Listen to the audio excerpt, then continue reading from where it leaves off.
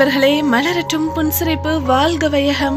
இன்னைக்கு மெட்ரோ மெட்ராஸில் குழந்தைங்களுக்கு ரொம்ப ஃபேவரட்டான சீஸி ஃப்ரெஞ்ச் ஆம்லேட் பார்க்கலாம்.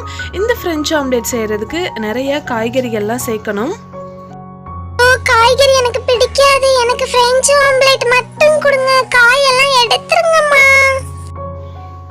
உருளைக்கிழங்கு வேக லேட் ஆகிறதால ஃபஸ்ட்டு அதை போட்டு வதக்கிட்டு அதுக்கப்புறமா குடமிளகா, காளான், வெங்காயம், கொத்தமல்லி தழை, உப்பு இதெல்லாம் சேர்த்து நல்லா வதக்கி விட்டுறலாம். ஐ முட்டை முட்டை, எனக்கு இந்த முட்டை, கோழி முட்டை, முட்டை முட்டை ஊற்றி கொடுங்க, முழுசா திங்கிறேன், முட்டை முட்டை.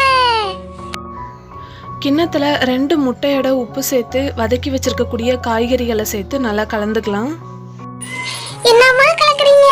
கலக் கலக், ஓ கலக் கலக். கலந்து வச்சுருக்கக்கூடிய எக்கை நம்ம இப்போ தோசை தவாவில் ஊற்ற போகிறோம்.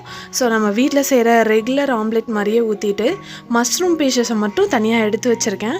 அதை மட்டும் இப்போ மேலே டாப்பிங் பண்ண போகிறேன்.